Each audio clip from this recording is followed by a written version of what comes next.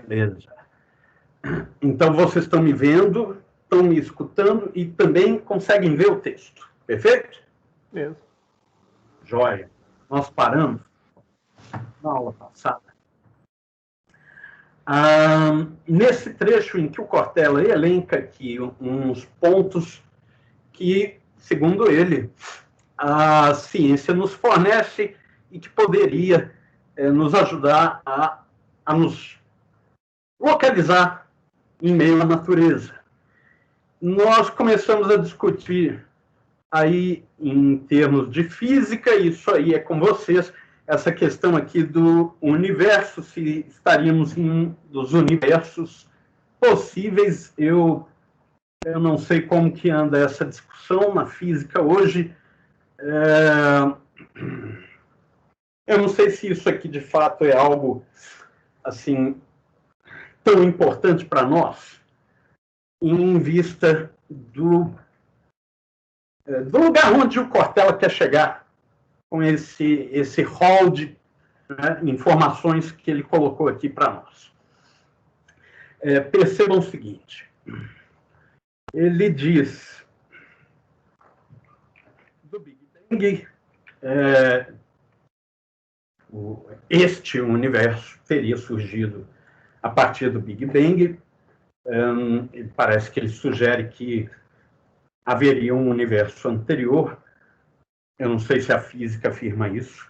Eu não sei se vocês estão por dentro dessa discussão. E, na verdade, isso não é uma coisa tão realmente interessante, senão por uma coisa, por um detalhe que eu acho que vale a pena reter, que é o fato de que essa explosão ela teria ocorrido a partir de o que é? Um condensado singular de matéria, não é? Que teria estourado, não é isso, gente? Então haveria ali, não sei se poderíamos chamar isso de uma única partícula de matéria, e que partícula seria essa, ou enfim, que supercondensado é esse, a partir do qual o universo surgiu quando ela estourou. Acho que é mais ou menos essa história, né? Parece que é aí um período a partir do estouro e de quando o universo se torna visível, que é desconhecido, né? Seria um momento de trevas, não é isso? A luz só surge posteriormente, me parece, se me lembro bem. Mas vamos continuar. Ele fala que essa explosão resulta em uma expansão que ainda continua em escala inimaginável, uma expansão do espaço, né? E que se concentrou... Aqui é um pouco... Eu tenho uma dificuldade, porque... do que ele está falando mesmo? Da expansão, da explosão, o que se concentrou em grandes massas estelares? O texto, nesse momento, me parece confuso. Mas, enfim, essas massas estelares, me parece que é o gás, né? Massa estelar é estrela. Ele está referindo a estrela. E essas estrelas surgem de grandes nuvens de gás, não é isso? Exatamente. Nebulosas, não é? Isso. Beleza.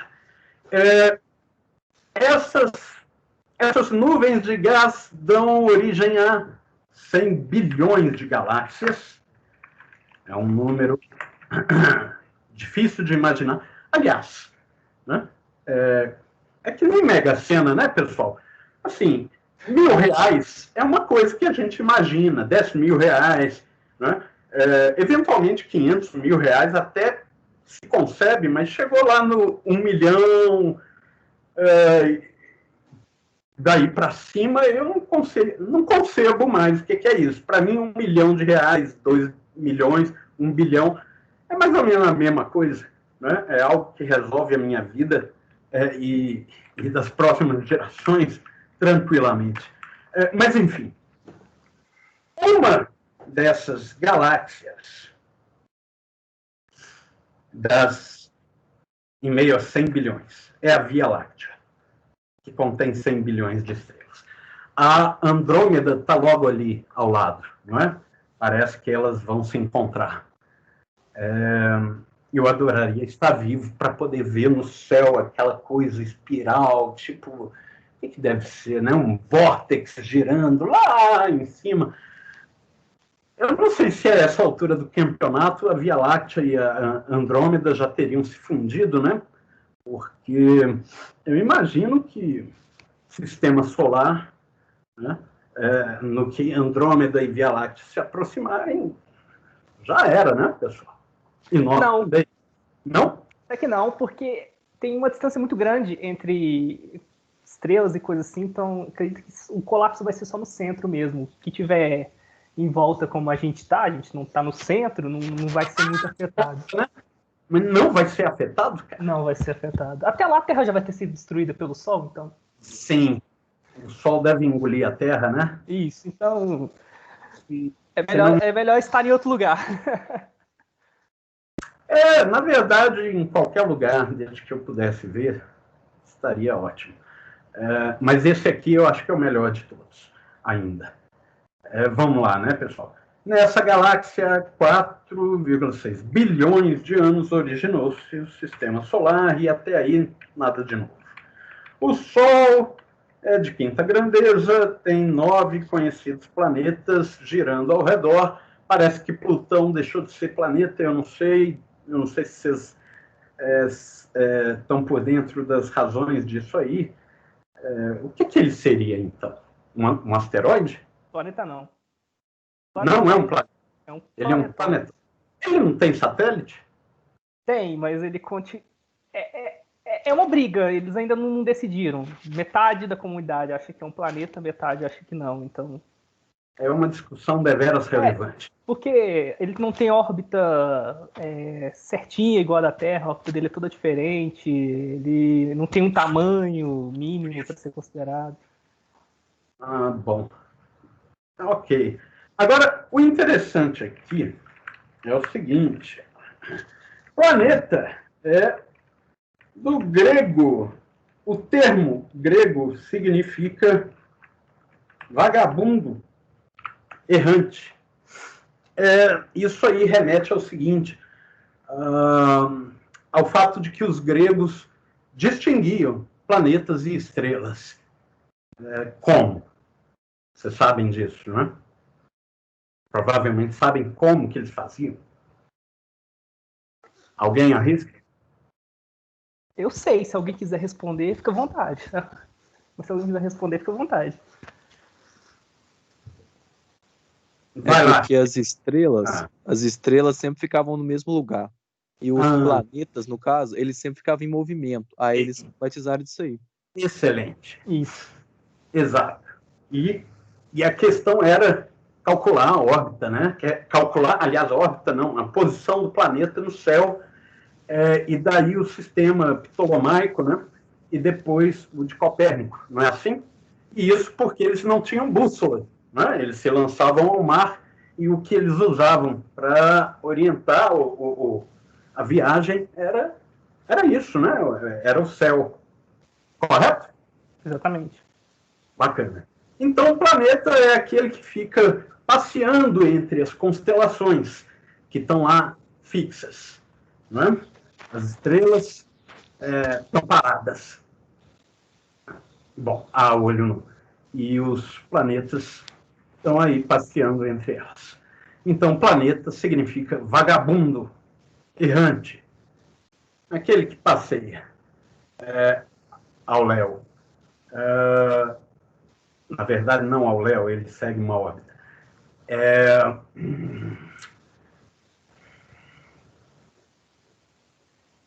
Vocês sabem que esse também daí deriva o melhor argumento do pessoal terraplanista, não é? A Terra é plana porque é um planeta. Se ela fosse redonda, seria uma redondeta, né? Todos os outros argumentos deles são horríveis, mas esse é realmente brilhante. Sendo que naquela época já sabiam que era uma esfera, né? Já suspeitavam que era uma esfera. Sim, o Erastótenes tinha calculado o diâmetro, aquela coisa toda, né? Tudo porque ele observou que em dado momento do dia havia sombra em uma cidade, em outra não tinha.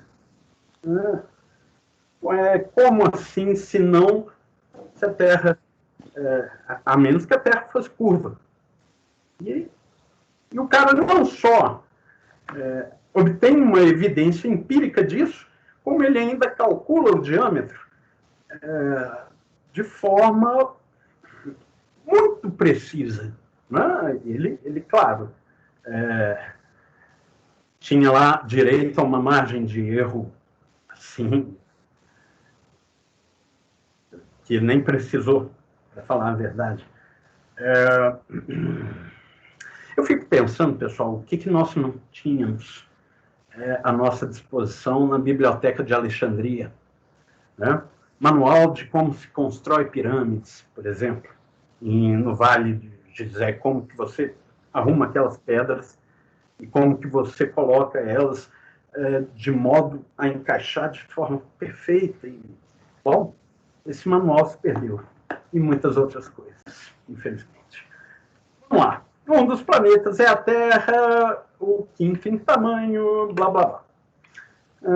Na Terra a vida, e até há pouco supunha-se que só nela, eu acho que ainda supõe-se que só nela, né, dado o tamanho do universo, é possível haver vida fora da Terra, mas é provável?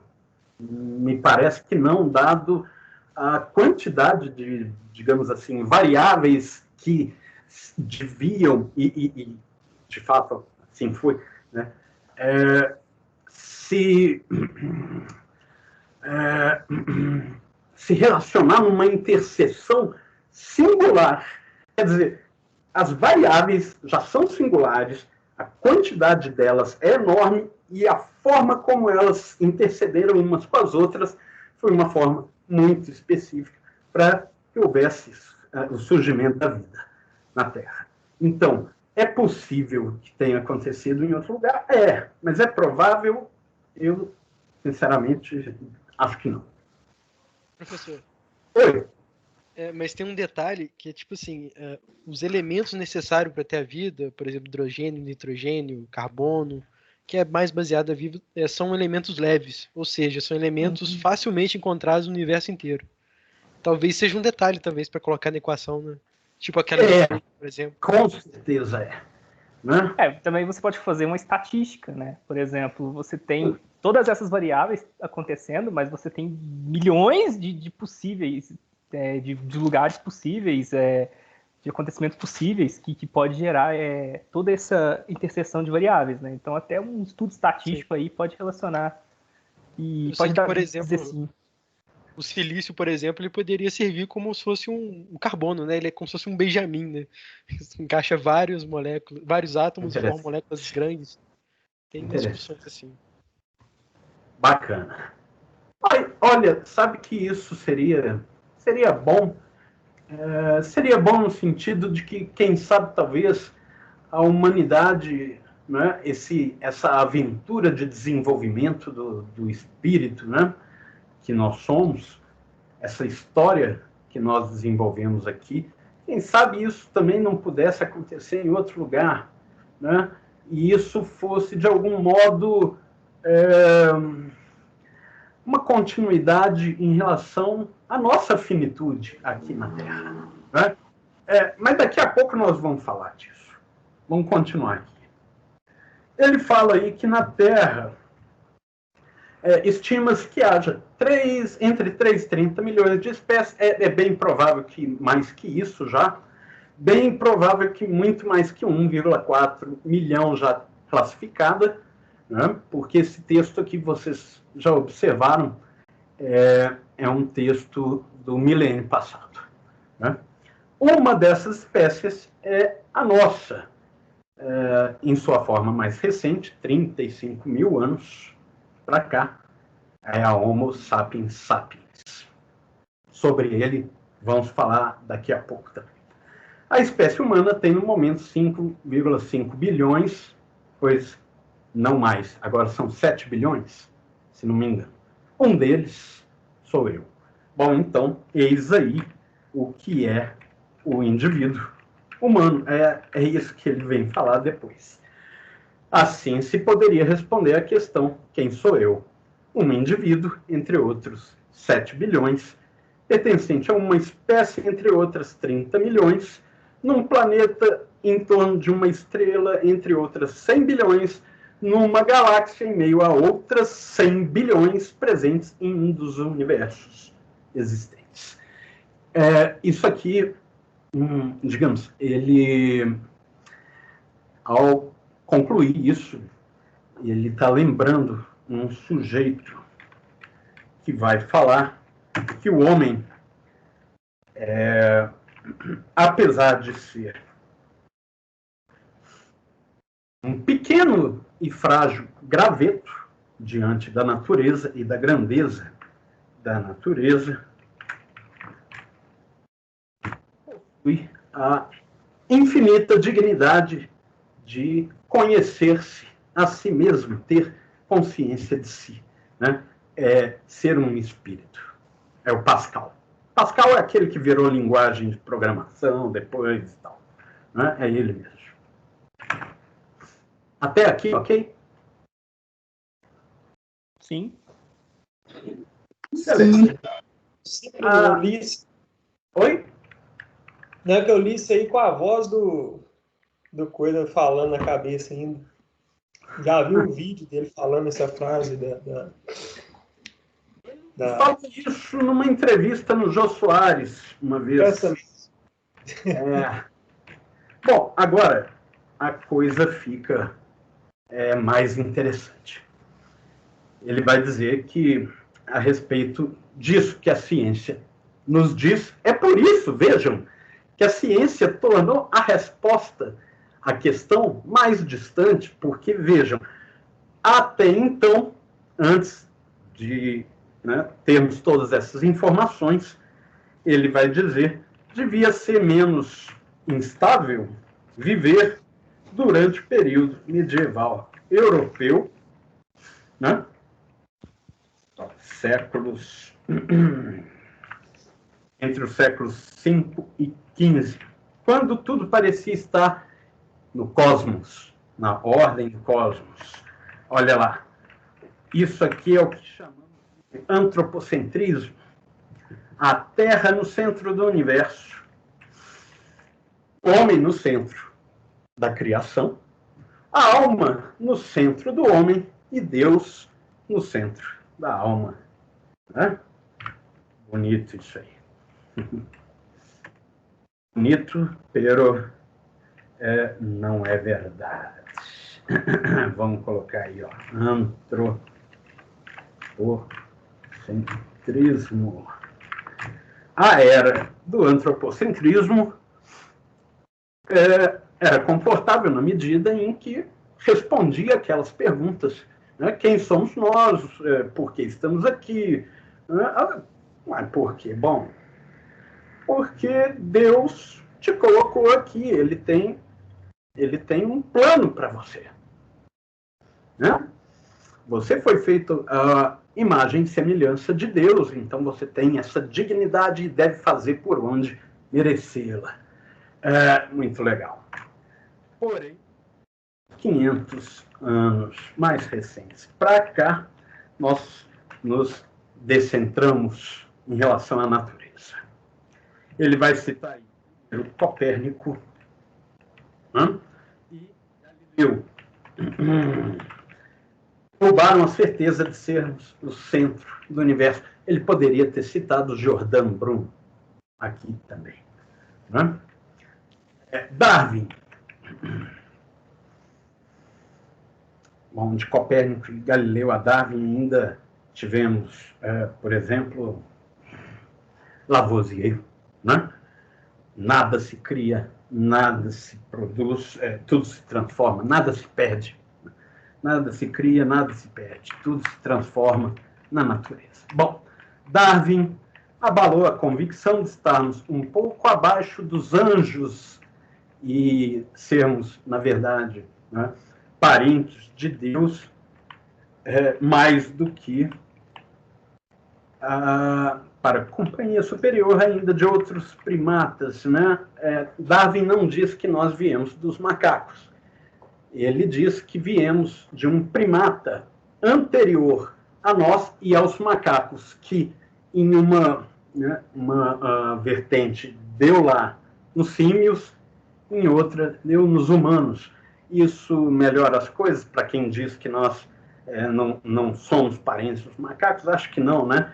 Porque aqui estamos falando de um primata ainda inferior ao macaco. Mas, convenhamos, superior aos tijolos. Né? Aquele pessoal que jura que viemos do barro, possui uma razão no sentido que somos, no final das contas, produto da poeira estelar, não é isso? Mas da poeira estelar até nós, há que considerar esse primata anterior não só a nós, mas aos macacos também.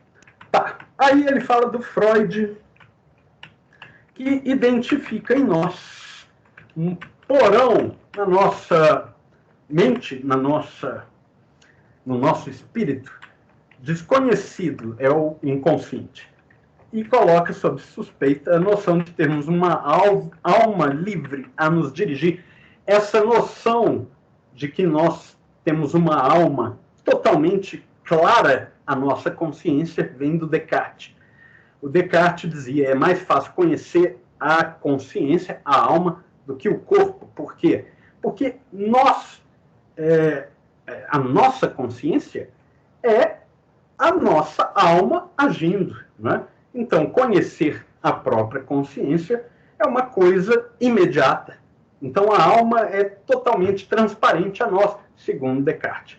Né? O Freud, ele vai dizer, não, mas peraí, e o que é isso que surge a nossa consciência quando a gente sonha?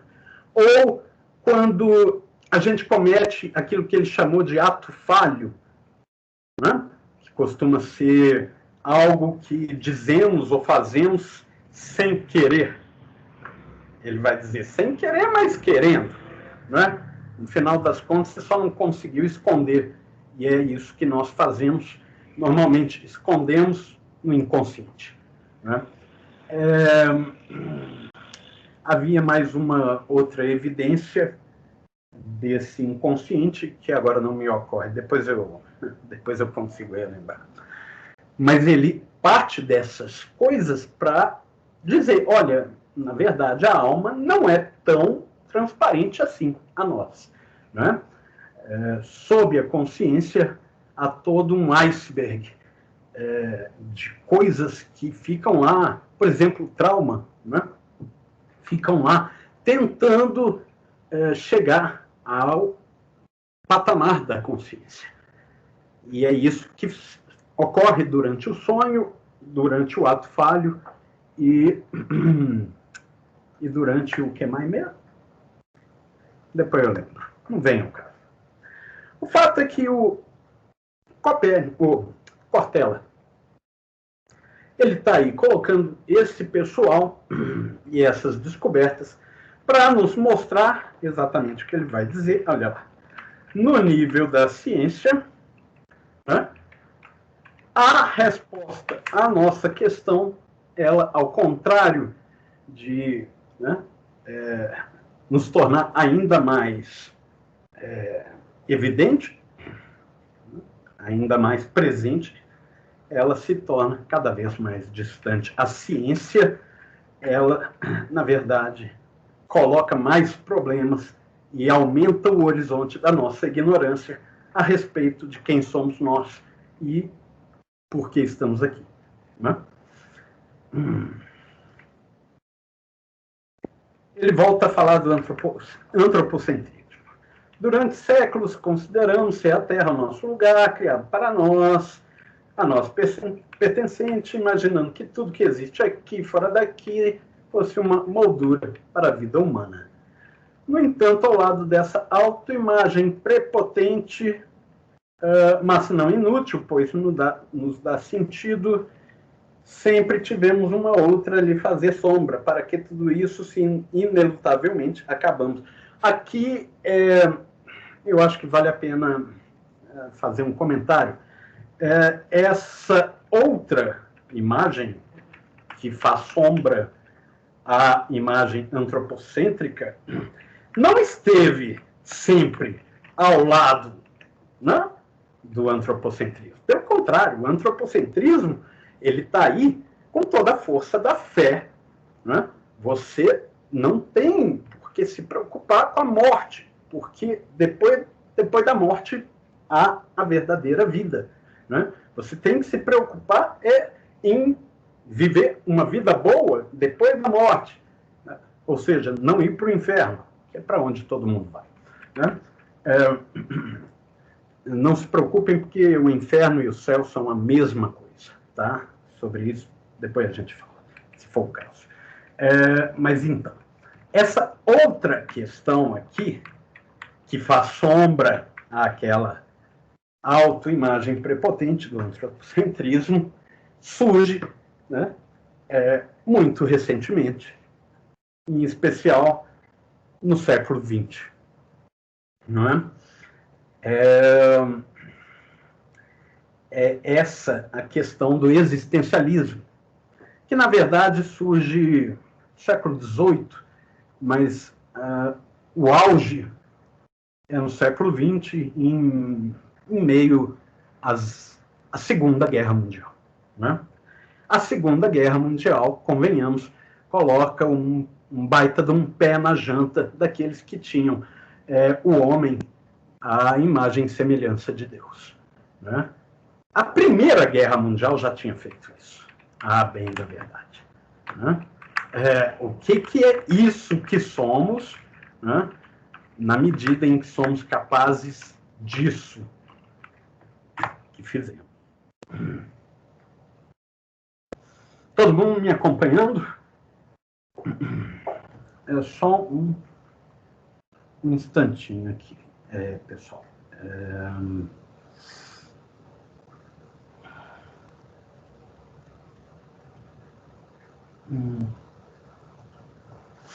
Nossa aula acaba 19h40. Confere?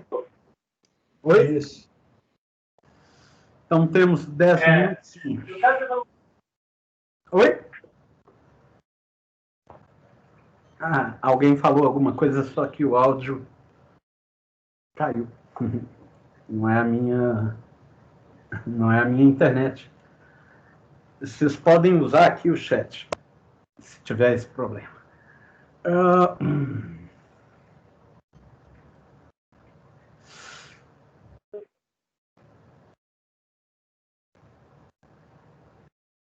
Aqui, ele vai falar do que é a vida em meio à transitoriedade. E esse assunto, ele vai ocupar a gente aí, ao longo desses pontos, até o final dessa sessão. Eu proponho que a gente deixe isso para a aula que vem, para que a gente não fique tendo que resgatar qualquer coisa já vista antes. Alguém aí discorda? Podemos ficar por aqui, tomar um cafezinho? Ainda bem que eu acho que concorda. Hã? Repete aí, faz favor. Não, concordamos em parar por aí mesmo. Que coisa maravilhosa. Eu só não concordo na discussão de céu e inferno, é a mesma coisa, mas fica para uma outra ocasião. Então, peraí, podemos terminar essa aula com isso? Não, vamos deixar para a próxima ocasião. Ok, eu só queria expor o argumento rapidinho. Você concorda que ó, o Rony falou um negócio ali, daqui a pouco a gente vai ver. Mas você concorda? É o Amos, né, que estava falando? Isso, Amós. Você concorda que a vida após a morte, seja no céu ou no inferno, é uma vida eterna? Sim. E o que é a eternidade em relação ao tempo?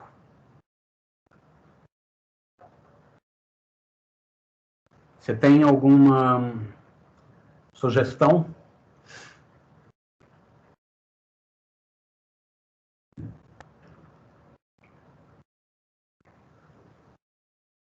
Eu acredito que eternidade em relação ao tempo, o tempo não é nada em relação a uma eternidade.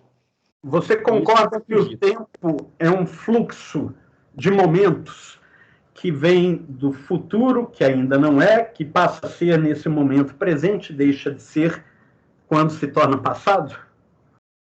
Sim. Perfeito. E o que é a eternidade? Não é algo que, ao contrário de uma momentaneidade, é uma duração permanente? Perfeito. Portanto, não há futuro nem passado. É um presente permanente. Correto? Correto. Portanto, o eterno é o contrário do temporal. A eternidade é a negação da temporalidade. Percebe? Enquanto temporalidade é fluxo, eternidade é permanência. Até aí, concorda? Sim. Sim? Sim. Ótimo. Portanto, você deve admitir que um momento que não passa, mas perdura de forma permanente, né? É um momento em que as coisas não se movimentam, ou seja, nada acontece, né? É um momento tal como você tem numa foto, enquanto o tempo é como um filme. E se for assim, se um momento não passa e nada se move e nada acontece, estar na panela do diabo ou estar na nuvem de algodão com os anjinhos é a mesma coisa, porque nada vai acontecer. Você sequer vai sentir o fogo te queimando no inferno, assim como você não vai pular na nuvem de algodão de mão dada com o anjinho. Percebe? Isso é o que o sujeito que vira homem-bomba devia pensar quando dizem para ele, ó, vai ter 72 virgens para você lá no além. Você vai no mercado, explode os judeus lá e tal, e depois Alá vai te presentear com a mulherada. Eu não sei porque 72, numerologia desses caras. Mas, enfim, o cara chega lá, tá lá 72 virgens olhando para ele olhando para elas, ele tá todo despedaçado, elas são virgens, elas continuam virgens, elas sorriem para ele sorri para elas, tá todo mundo sorrindo, nada acontece. É uma merda, convenhamos. A vida na Terra, a vida no tempo, é que é uma verdadeira vida. Pessoal, se a gente quiser discutir isso aí, podemos fazer isso depois, na próxima aula, tá? Porque agora vocês têm um horário, não é isso? Eu vou interromper aqui a gravação. Nós discutimos aí também o que o Rony falou. Podemos fazer assim? Sim. Muito obrigado pela atenção de vocês, pela presença. Nos encontramos aí semana que vem. Alguém quer falar alguma coisa? Boa noite, pessoal. Amós, não sei se você ficou satisfeito. Eu provavelmente não ficaria, né?